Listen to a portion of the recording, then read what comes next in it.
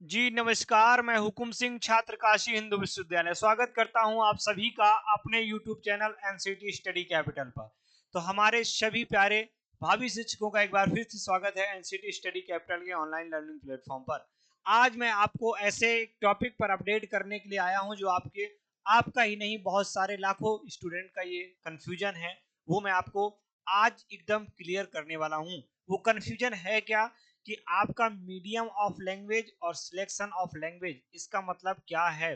Sir दोनों में क्या चूज करें क्या ना करें, ये बहुत से स्टूडेंट्स का ये कंफ्यूजन है। तो वो कंफ्यूजन आपको आज से नहीं रहने वाला है कि क्या सर हम मीडियम ऑफ लैंग्वेज हमारा क्या होने वाला है और हमारा जो जो हम लैंग्वेज सिलेक्ट करते हैं वो हमारा लैंग्वेज कौन सा होने वाला है, क्या सिलेक्ट करें, मीडियम क्या सिलेक्ट करें, अपनी चूज लैंग्वेज कौन सी सिलेक्ट करें, वो उस पर मैं आपको आज बात करने वाला हूँ। और इस वीडियो को स्टार्ट करने से पहले मैं चाहूंगा कि आप सभी लोग इस चैनल को सब्सक्राइब कर दीजिए, बेल आइकन प्रेस कर दीजिए ताकि आने वाली नोटिफिकेशन, हर नोटिफिकेशन क्लास की नोटिफिकेशन हो या कोई ऐसे आपका इंपॉर्टेंट अपडेट हो जो आपके पास सही और सटीक आपके पास समय से पहुंचे और आपको किसी भी प्रकार की दिक्कत 2026 में आने वाले जो एग्जाम में आप बैठने वाले हैं आईटेप में, वो किसी तरह से आपकी कोई परेशानी का कारण ना बने। तो चलिए मैं स्टार्ट करता हूं। उससे पहले मैं बता देता हूं कि जो आपका एनसीटी का एग्जाम होता है वो आपका बहुत जल्द ही आने वाला है। फॉर्म उसका फरवरी के लास्ट तक आपका एग्जाम फॉर्म आ जाएगा और आपका अप्रैल या मई में आपका एग्जाम हो जाता है। चलिए, तो सबसे पहले बताइए सर इसका मोड ऑफ एग्जामिनेशन क्या होता है। तो ये बेटा सीबीटी मोड में रहता है। क्या, सबसे पहले मैं बता दूं आपको कि ये क्या रहता है। ये आपका सीबीटी मोड में रहता है। कौन से मोड में? सीबीटी मोड में रहता है। और इसका पैटर्न क्या रहता है, ये देखिए, इसकी मैं बात कर रहा हूँ जिसकी की ये लैंग्वेज। तो लैंग्वेज में 23 क्वेश्चन आते हैं। 23 क्वेश्चन आपको दो लैंग्वेज सिलेक्ट करनी होती है। किसके? अपने किसके लिए? एग्जामिनेशन में जो आपका पेपर पैटर्न जो होता है ना, उसमें आपको लैंग्वेज सिलेक्ट करनी है। मीडियम ऑफ लैंग्वेज अलग है और ये जो आपको लैंग्वेज जो चूज करना होता है टेस्ट पेपर में, ये आपका अलग है। वही कंफ्यूजन को मैं आज आपको दूर करने वाला हूँ। सबसे बड़ी जो आपकी कंफ्यूजन है, तो आपका टीचिंग एप्टीट्यूड आता है 23 क्वेश्चन, 20 अटेम्प्ट करना होता है। जनरल टेस्ट 28 होता है, 25 अटेम्प्ट करना होता है। और डोमेन आपको 3 सेलेक्ट करना होता है एज पर जो आपके 12th में आपके सब्जेक्ट रहे हैं उसी को सिलेक्ट करना। अगर ये दिक्कत आ रही हो कि सर कौन सा डोमेन रखें कौन सा ना रखें, क्या मेजर सब्जेक्ट रखें क्या माइनर सब्जेक्ट रखें, तो मैंने इसी चैनल पर आपको वीडियो बना करके अपलोड कर दिया है। प्लीज आप उस वीडियो को वॉच कर लीजिए। आपको कोई भी दिक्कत फॉर्म भरने में नहीं आएगी और आपको क्रिस्टल एकदम क्लियर हो जाएगा कि हमको कौन सा डोमेन लेना चाहिए। तो आपको 28 क्वेश्चन पूछे जाते हैं, अटेम्प्ट करने होते हैं ओनली 25 क्वेश्चन। 181 क्वेश्चन आते हैं, आपको 160 क्वेश्चन अटेम्प्ट करना होता है, मतलब काफी रिलैक्सेशन रहता है। अब देखिए, अब आपने मान लीजिए यहाँ पर सिलेक्ट कर ली, क्या लैंग्वेज दो सिलेक्ट कर ली। मान लीजिए आपने यहाँ क्या किया, आपने यहाँ डियर आपने क्या किया, आपने यहाँ हिंदी ले लिया, एक आपने यहाँ हिंदी ले लिया और यहाँ पर आपने इंग्लिश ले लिया।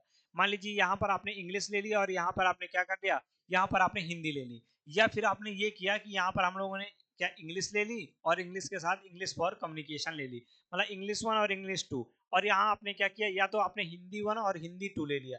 कोई दिक्कत नहीं, मैं आपसे यही कहूंगा, अगर आप मेरे सजेशन माने तो मैं आपको यही कहूंगा कि अगर आप हिंदी ले रहे हैं, हिंदी व्याकरण और साहित्य ले रहे हैं, तो हिंदी फॉर संप्रेषण मतलब हिंदी फॉर कम्युनिकेशन लीजिए।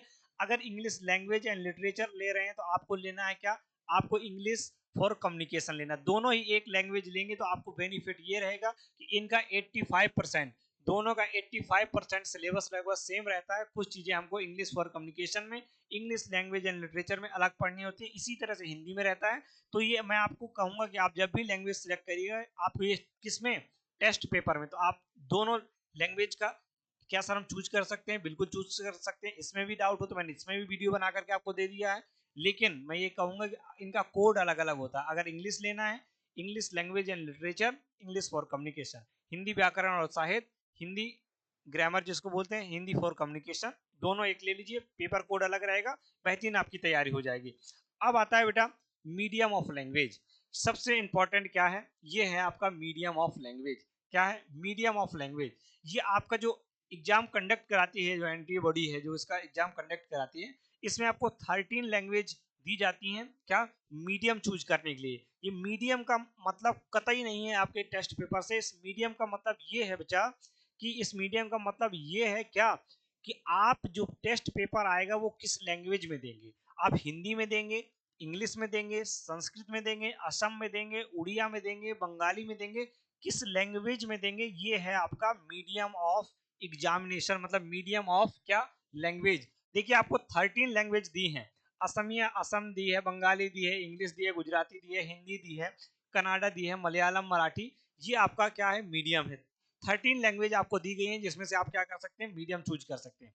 अब सबसे पहले जो इंपॉर्टेंट आपका बिंदु आता है वो ये है कि क्या सर मैंने जैसे इंग्लिश चूज कर ली, क्या चूज कर ली, इंग्लिश चूज कर ली क्या मीडियम ऑफ लैंग्वेज में। अब मैंने मुझे पेपर में देने गया, मुझे सारी चीजें इंग्लिश में वहां मिल रही हैं और मेरा मन कर रहा है कि मैं हिंदी, सर हिंदी में मुझे क्वेश्चन देखने को मिले तो क्या मैं वहां से दोबारा अपनी इंग्लिश से हिंदी में आ पाऊंगा, तो मैं कहूंगा नो। मैं क्या कहूंगा, नो। अगर आपने इंग्लिश चूज किया है मीडियम ऑफ लैंग्वेज में, ध्यान देना मैं क्या कह रहा हूँ, मीडियम ऑफ लैंग्वेज में अगर आपने इंग्लिश चूज किया है तो सारे के सारे question, general test, teaching aptitude, आपका डोमेन, सब कुछ आपका इंग्लिश में ही रहेगा। अब मान लीजिए कोई बच्चा असम से बिलोंग करता है, असम से बिलोंग करता है, उसने क्या कर लिया, उसने पहली लैंग्वेज चूज कर ली क्या, इंग्लिश कर ली। उसने मीडियम ऑफ लैंग्वेज में क्या कर लिया, अपना डाल दिया इंग्लिश।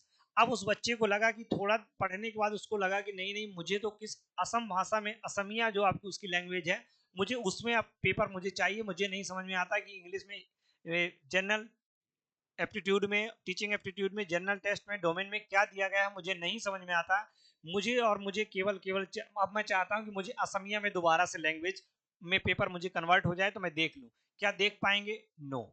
सर फिर क्या करें, आप मीडियम को सिलेक्ट करते समय आप जहां से बिलोंग करते हैं, मान लीजिए आप कोई साउथ ईस्ट से कर रहा है, कोई साउथ से है बच्चा, मान लीजिए कोई असम से है, बंगाली से है, मान लीजिए गुजराती से है, तो ये आप क्या करें, मीडियम ऑफ लैंग्वेज, आपका मीडियम ऑफ लैंग्वेज जो रहेगा वो आप डाल दीजिएगा, अपने आपकी अपनी जो भाषा होगी, आपकी जो मदर टंग होगी उसको सिलेक्ट कर लीजिएगा मीडियम ऑफ लैंग्वेज में।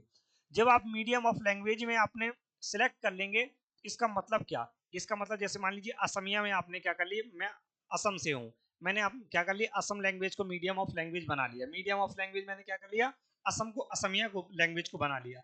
अब मेरा वहां मन कर रहा है कि मैं असमिया से मैं थोड़ा सा ये भी देख लूं कि इंग्लिश में इसका मीनिंग क्या दिया हुआ है, तो क्या मैं जा सकता हूँ, जी हाँ। क्या कर सकते हैं, मैं कहूंगा जी हाँ। अगर आपने असमिया ले ली, कन्नाडा ले लिया, मलयालम ले ली, मीडियम ऑफ लैंग्वेज सिलेक्ट कर लिया, तो फिर आपको क्या इंग्लिश देखने को मिल जाएगी। अगर आपने इंग्लिश पहले ले ली और मीडियम ऑफ लैंग्वेज आपने सेलेक्ट कर लिया इंग्लिश, और आप चाहते हैं कि अपनी मदर टंग में आपको कुछ देखने को मिल जाए, तो नहीं। अब मान लीजिए हमारे कोई नॉर्थ ईस्ट वाले बच्चे हैं जिन्होंने हिंदी ले लिया, जिन्होंने क्या कर लिया, इंग्लिश ले लिया, मीडियम ऑफ लैंग्वेज क्या ले ली, इंग्लिश। अब उनका मन कर रहा है कि मैं हिंदी में पेपर देख लूं, तो उनको हिंदी में पेपर देखने को नहीं मिलेगा।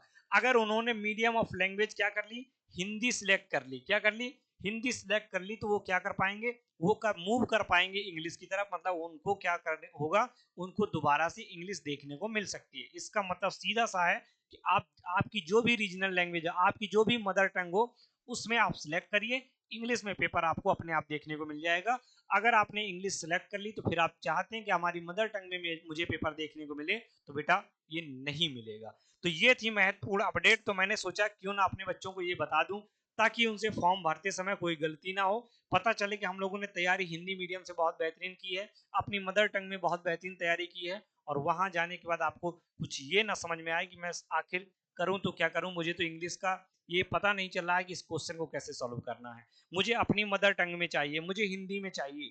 और आपने मदर टंग आपकी हिंदी है तो हिंदी कर लीजिए, मदर टंग इंग्लिश है तो इंग्लिश कर लीजिए, मदर टंग असमिया है तो असम कर लीजिए, बंगाली है बंगाली कर, मलयालम है मलयालम कर लीजिए, इसका जो इंग्लिश वर्जन आपको देखने को मिल जाएगा। और अगर आपने इंग्लिश कर लिया पहले और फिर सोचे मैं दूसरा वर्जन देख लूं, तो नहीं बेटा देखने को मिलेगा। ये थी महत्वपूर्ण अपडेट, मुझे लगा ये बहुत वेरी वेरी वेरी इंपॉर्टेंट है, इसलिए मैं लेकर के आपके सामने आ गया। चलिए, आपको ये वीडियो अच्छा लगा है तो वीडियो को लाइक कर दीजिए, शेयर कर दीजिए, और चैनल को जरूर सब्सक्राइब करके रख लीजिए। मैं इसी तरह से आपको अपडेट देता रहूंगा, और बहुत जल्द ही आपके सामने बुकैब की सीरीज लेकर के आने वाला हूं इसी चैनल पर, और टीचिंग एप्टीट्यूड की। चलिए, मिलता हूं फिर नेक्स्ट वीडियो के साथ, तब तक बने रहिए आप एनसीटी स्टडी कैपिटल के साथ। जय हिंद, जय भारत।